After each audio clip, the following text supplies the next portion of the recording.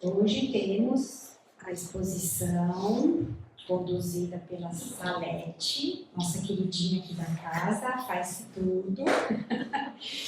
E ela nos traz o tema hoje, Conquista das Virtudes. Na agenda, na programação inicial era a Anne, né? Mas a gente fez uma adaptação, aí, uma mudança por necessidade, e a Salete vai nos brindar hoje com este conhecimento. Vamos ouvi-la.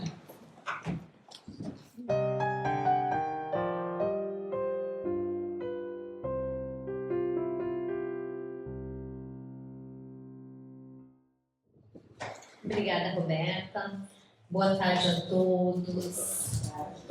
Recebam o carinho e o abraço que aquece a alma. É sempre bom estar aqui, uma belíssima oportunidade de trabalho e de aprendizagem para mim, porque sempre o primeiro a aprender, né, é quem está expondo, porque a gente tem que ler, estudar antes, né, então é sempre muito bom. E eu sempre agradeço por essa oportunidade que me tira da zona de conforto.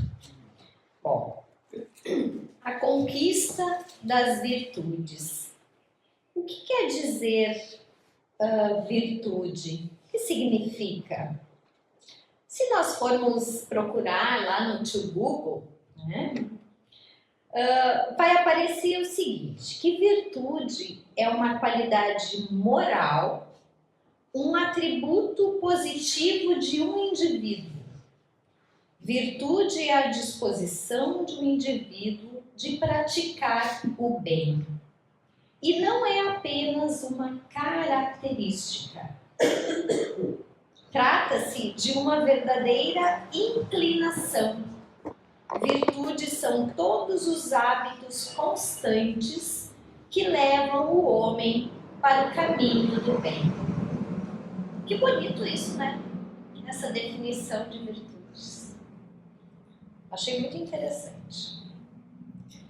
E daí, lá nesse livro aqui, O Centro Espírita e a Promoção do Espírito Imortal, que é de Alírio de Cerqueira Filho, diz que, na questão 893 do Livro dos Espíritos, Kardec pergunta à espiritualidade superior: qual a mais meritória de todas as virtudes? E os espíritos respondem: toda virtude tem seu mérito próprio, porque todas indicam progresso na senda do bem. Há virtude sempre que há resistência voluntária ao arrastamento dos maus pendores. A sublimidade da virtude, porém, está no sacrifício do interesse pessoal, pelo bem do próximo, sem pensamento oculto. A mais meritória é a que assenta na mais desinteressada caridade. Fecha aspas. E daí Alírio de Cerqueira Filho diz que toda aquisição de virtude constitui-se em um trabalho interior de transformação moral. Quanto mais desinteresse pessoal colocamos nesse processo, melhor, pois estaremos praticando o preceito evangélico de fazer aos outros tudo aquilo que gostaríamos que os outros nos fizessem. Quando alguém resiste à tentação de resvalar para a calúnia, o adultério, o furto, alguns exemplos, né? Está desenvolvendo uma virtude, trabalhando a resistência voluntária ao arrastamento dos maus pendores. Podemos cair nas tentações, dando vazão a processos menos dignos. Mas, se lembrarmos que a lei de caridade recomenda sacrificarmos o nosso interesse pessoal, pensando no próximo, estamos em franco desenvolvimento das virtudes. Quando somos pequeninos, bebês, não nascemos caminhando, né? Nós primeiro vamos engatinhar lá pelos 7, 8, 9 meses, né? Alguns antes, outros mais tarde. E lá por volta de 1 aninho de idade, começamos a caminhar. Mas começamos cambaleando, começamos caindo. Muitas vezes aprendemos já a caminhar, conseguimos caminhar, mas precisamos segurar a ponta do dedinho da mãe ou do pai para dar aquela segurança. E depois nós vamos caminhando automaticamente, né? Nós saímos correndo e com o passar do tempo não precisamos pensar agora eu vou caminhar, eu preciso me equilibrar. Não. Vamos caminhando. Por quê? Porque nós fomos desenvolvendo isso através do hábito de caminhar, vamos adquirindo habilidade, desenvolvendo habilidade e vamos caminhando. E com as virtudes é a mesma coisa. Jesus, que é o nosso maior exemplo, ele não foi criado pronto. Não chegou aqui pronto.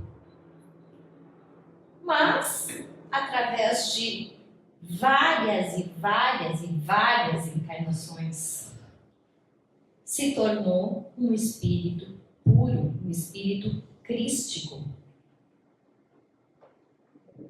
E assim vai acontecer com cada um de nós. Porém, a gente se vê tão distante disso, né? Quando nos comparamos com Jesus, que é o nosso maior modelo e guia, nós muitas vezes nos decepcionamos conosco mesmos. E já damos por tudo perdido, né? Muitas vezes pensando até que não vale a pena investir mais porque não tem jeito mesmo. Só que não é assim.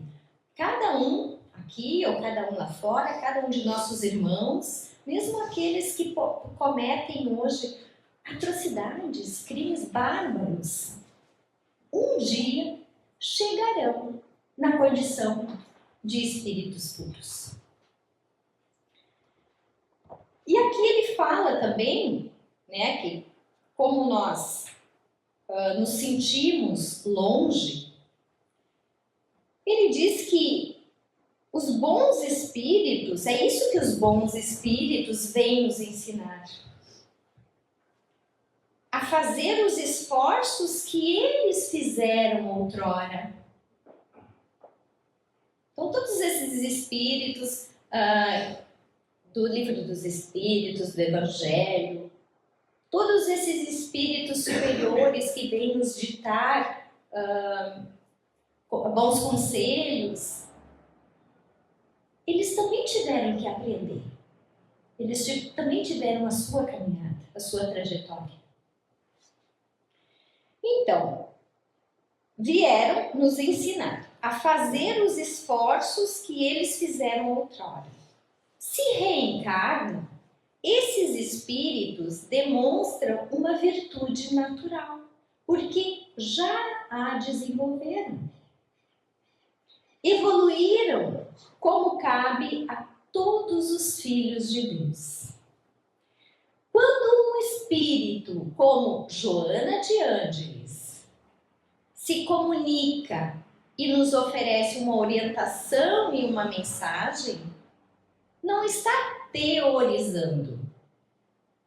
Ou seja, não está nos passando apenas teorias, mas repassando as suas experiências.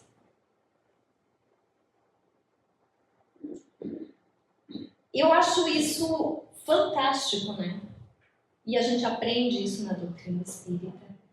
de pensar que viemos do átomo ao arcanjo.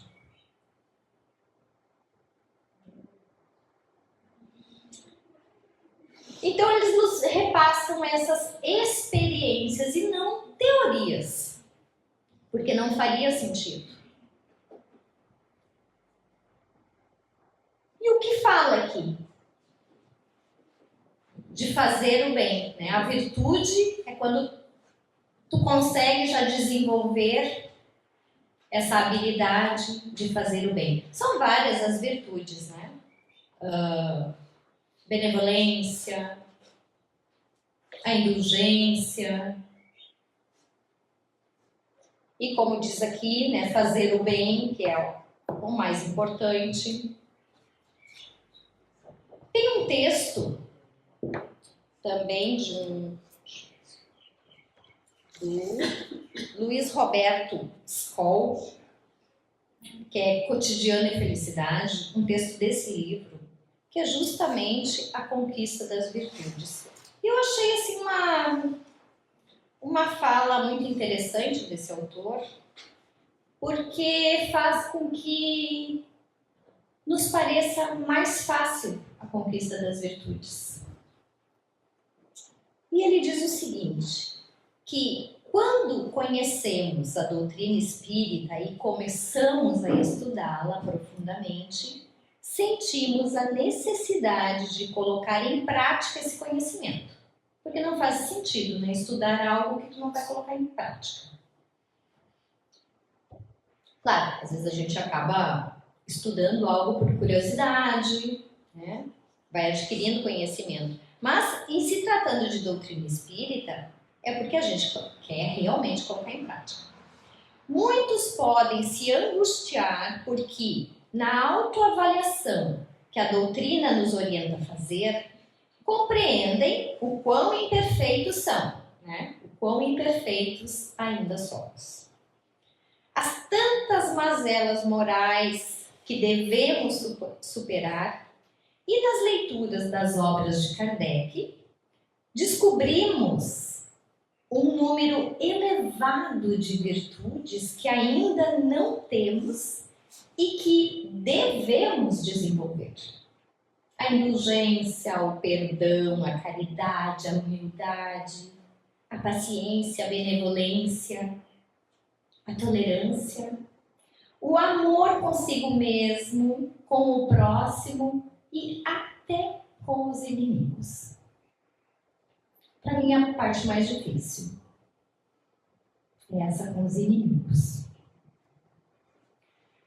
Ao olhar para a vida atual, percebemos que a convivência em família não está da maneira como almejamos, muitas vezes. Que no trabalho existe a concorrência desleal e a falsidade, né? Uns querendo ser mais do que os outros, passando por cima dos outros, às vezes do outro, para conquistar um cargo. A sociedade vive de aparências. E muitas vezes possuímos desafetos, inúmeros desafetos, adquiridos por pequenos melindres. O neófito espírita, neófito é quem estuda, né?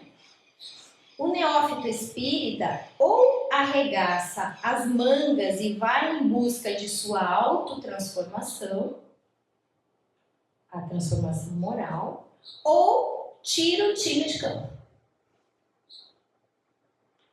E desiste, né? Achando que fazer a reforma íntima dá muito trabalho. E dá mesmo. Dá trabalho. A reforma íntima é para os fortes. Tem que ter coragem de enfrentar a si mesmo. Allan Kardec afirmou: reconhece-se o verdadeiro espírita por sua transformação moral e pelos esforços que faz para domar as suas más inclinações, as suas más tendências. Certamente, não não tem, né?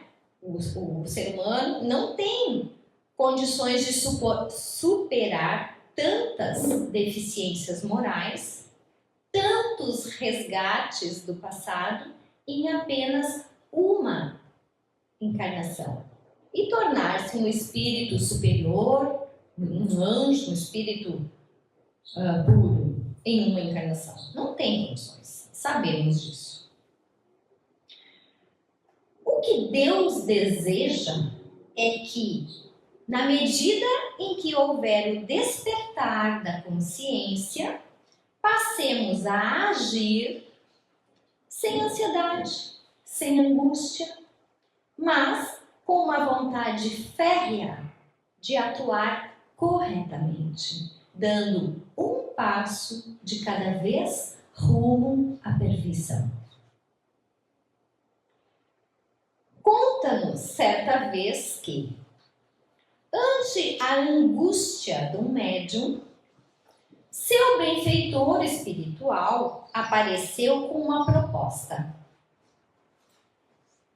Ante tantas virtudes a serem desenvolvidas, que o médium não se preocupasse com todas as outras, que desenvolvesse apenas uma, mas com a condição de praticá-la às 24 horas do dia, em atos, palavras, pensamentos, no olhar e durante o sono. Só uma virtude. 24 horas do dia. Essa era a tarefa do médium.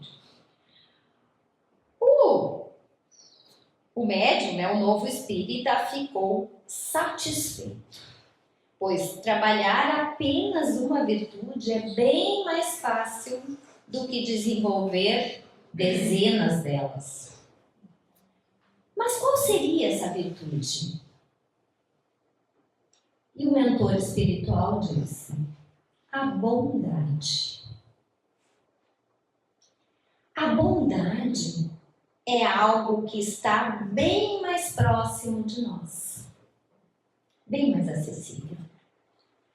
Fazer a caridade com desapego, sem orgulho, ainda não está momentaneamente, de modo total, ao nosso alcance. O amor incondicional, até aos inimigos, nem sempre se consegue. O perdão das ofensas, talvez quanto às pequenas coisas a gente consiga, mas e as coisas grandes? Aquelas coisas que realmente machucaram lá no nosso íntimo. A bondade, não. Essa nós podemos praticar a partir de agora, desse instante. Ela é de maior praticidade. E aqui ele apresenta como é simples. Por exemplo, ao pensarmos na esposa, no esposo, nos filhos, nos aborrecimentos que temos no lar, naquelas pequenas coisas, podemos pensar com bondade e compreensão. Cada um tem as suas dificuldades, mas ao refletirmos com doçura, entenderemos e aceitaremos melhor os problemas, facilitando assim as soluções. Ao olharmos os colegas de trabalho, de centro espírita, com bondade, nós veremos companheiros de jornada, mais companheirismo e menos falsidade e individualismo. E com o tempo, As ansiedades, as angústias, as irritações, os melindres são substituídos por sentimentos de serenidade, de tranquilidade e de paz. Jason de Camargo afirma no livro Educação dos Sentimentos, que aliás é um livro muito bom. Ele diz que a bondade, assim, foi a mola propulsora, o elemento motriz que desencadeou o surgimento de outras virtudes. Com ela veio aparecendo a solidariedade, a tolerância, o afeto, a caridade, a ternura, o perdão e as demais energias salutares que orvalharam sua alma e seu corpo com promessas de saúde física e espiritual. É fácil ser virtuoso? Se tornar virtuoso? Se formos analisar, esse texto, essas dicas do mentor espiritual, de começar pela bondade, nós vamos fazendo automaticamente um treinamento para desenvolver as demais. Até que cheguemos a essa condição de espíritos mais elevados, que nem a Joana de Ângeles, a Maria Teresa de Calcutá, o Chico Xavier, o Divaldo Franco, que esteve aqui, recentemente. E olha a tamanha bondade, o tamanho amor, destes espíritos para com todos os irmãos, sem distinção. Inclusive com aqueles bem equivocados. E se nós começarmos passo a passo e não nos prendermos ao tudo que nos falta, que nos resta aprender ainda, mas que nos foquemos em coisas mais simples, começando dentro do nosso lar, com a nossa própria família, os nossos próximos mais próximos. Porque, afinal de contas, a nossa família é o nosso primeiro núcleo e é ali que nós temos que colocar o nosso foco. Porque toda uma sociedade bem estruturada vai depender do núcleo familiar. Daquele pouquinho que a gente faz, daquela mãe, daquele pai que está ali diariamente, incansavelmente, educando, porque educar não é fácil, é cansativo, é chato, e às vezes dá vontade de chutar o balde mesmo. Mas a gente está ali, a gente tem que persistir. Porque cada um de nós aqui veio com uma tarefa. Cada um. E para que saiamos daqui dessa encarnação como espíritos completistas, teremos que cumprir o que foi combinado lá no plano espiritual. O nosso propósito reencarnatório. Então, cabe a cada um de nós fazer a nossa parte. E para que nos tornemos virtuosos, em relação a todas as virtudes, a gente tem que começar por baixo. E não desistir. Então, essa é a proposta. Pensemos na bondade. Quando der aquela vontadezinha de ser um pouquinho mal, que pensemos na bondade. E aquela pergunta, e como Jesus faria? O que Jesus faria no meu lugar? Quando vem aquelas provações, né?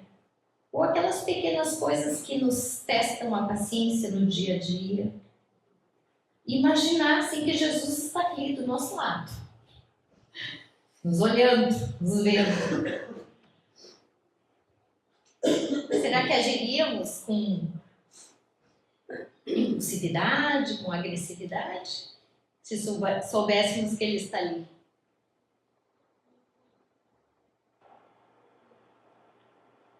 E daí eu penso, né?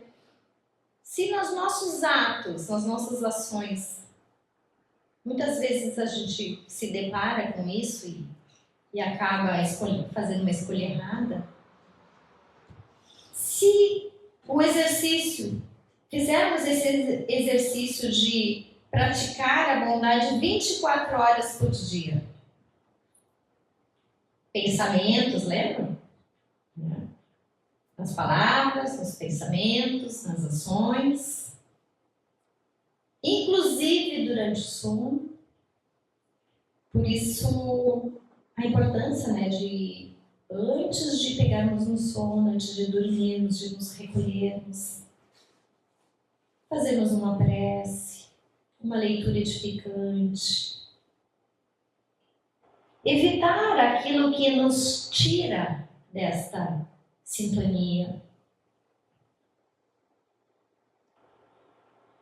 E é bem fácil sair da sintonia do bem. Basta ficar nas redes sociais antes de dormir. Né? Então, evitar.